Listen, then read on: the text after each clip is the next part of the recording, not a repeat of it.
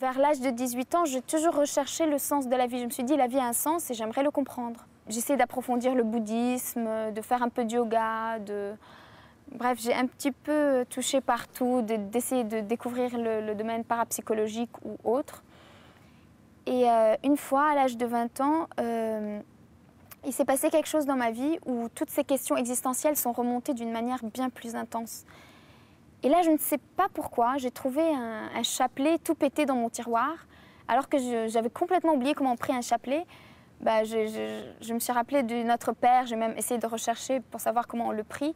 Notre Père et je vous salue Marie, et j'ai commencé à prier. Et j'étais envahie d'une paix incroyable. Alors j'ai voulu comme remercier Marie pour cette paix qu'elle me donnait. Et bon, il y avait des gens qui m'ont parlé d'un sanctuaire marial. Je passerai les détails, la Providence a fait que je me suis retrouvée là-bas. Et au départ, je me suis dit, oh là là, je suis entourée de gens pleins de foi, alors que moi, ma foi est encore, elle est tellement diffuse. Il y avait un syncrétisme incroyable. Et je me rappelle d'un jour où je vais à la messe. Et là, c'était la première fois que je commençais à comprendre la messe. J'étais très touchée de la comprendre. Et surtout, au moment de la communion, je vais pour communier et je reviens à ma place.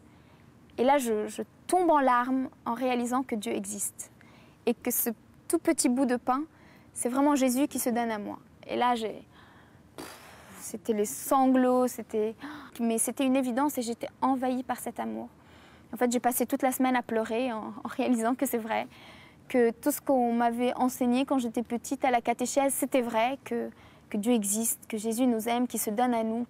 Et moi, en fait, il y avait toujours soif d'amour et qu'il a cherché dans différents endroits. Là, c'était pas à 50%, c'était pas à 60%, c'était plénitude, 100% et même, je dirais, 3000%, parce que c'est toujours un débordement avec Dieu. Et au moment de la conversion, j'ai aussi compris le sens de la chasteté. Et même si pour moi, ça n'avait pas de sens, pourquoi attendre le mariage, par exemple, pour se donner pleinement. Et là, j'ai compris la plénitude du sens, c'est qu'un don, c'est une bonne fois pour toutes, et on peut pas... C'est comme si ça se vit avant, c'est comme si on se prête et on ne se donne pas. Et c'est peut-être un idéal que maintenant, c'est difficile de le vivre, c'est normal, et on l'expérimente. Mais son sens est tellement grand et tellement beau que je voulais le vivre. Et je comprenais que l'Église savait ce qu'elle disait en nous proposant de suivre ce chemin. Et là, ce qui est merveilleux avec le cheminement avec François, c'est que tout ce que j'ai rêvé après ma conversion, j'ai réalisé que ça peut se vivre et que cet amour existe et qu'il faut y croire et qu'il faut choisir de le vivre, même si c'est exigeant. C'est vraiment beau. En préparant le mariage, il y a plusieurs mois, en essayant d'y réfléchir, et on s'est rappelé justement cette phrase, ce verset de la Bible qui est allé vers tous les chemins et inviter les gens aux noces, au repas de noces. Donc l'idée, c'est qu'on a préparé des petites feuilles en fait, d'invitation au mariage qui expliquent un petit peu notre démarche.